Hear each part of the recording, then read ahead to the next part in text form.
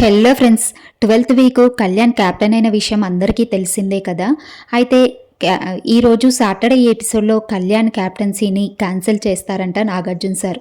ఎందుకు అనంటే కళ్యాణ్ మొన్న నామినేషన్స్లో ఆ చైర్ని ప్రాపర్టీని తన్నిన విధానం కానీ మాటలనే విధానం కానీ అస్సలు బాలేదని చెప్పేసి నాగార్జున సార్ చాలా వార్నింగ్ ఇస్తారంట కళ్యాణ్కి.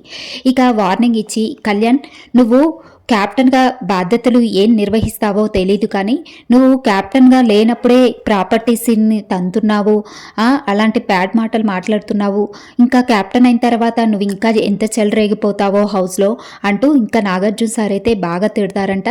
ఏంటయ్యా ఆ మాటలు, ఇష్టం వచ్చినట్టుగా నోటికొచ్చినట్టుగా మాట్లాడుతున్నావు, ప్రాపర్టీస్ని తన్నేస్తున్నావు, నువ్వేం చేస్తున్నావు నీకు అస్సలు అర్థమవుతుందా, నువ్వేం మాట్లాడుతున్నావు అర్థమవుతుందా, ఒక పక్క మనిషితో మాట్లాడేటప్పుడు కరెక్ట్ పాయింట్స్ పెట్టాలన్న విషయం నీకు తెలీదా కళ్యాణ్, అయినా నీకు ఈ క్యాప్టెన్సీ అవసరమే లేదు, నీ క్యాప్టెన్సీని తీసేయాలి అనేసి ఆడియన్స్ కూడా చెప్తున్నారు.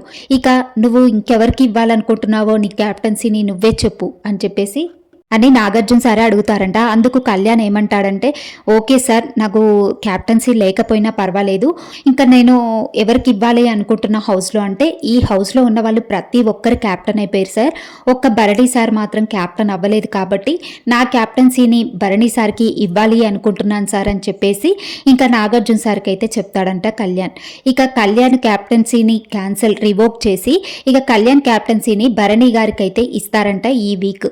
ఎందుకు అంటే భరణి గారు ఇంతవరకు క్యాప్టెన్ అవ్వలేదు కాబట్టి ఈ కళ్యాణ్ క్యాప్టెన్సీని క్యాన్సిల్ చేసి ఇక భరణికి ఇచ్చిరు క్యాప్టెన్సీ అనైతే తెలుస్తుంది మనకి.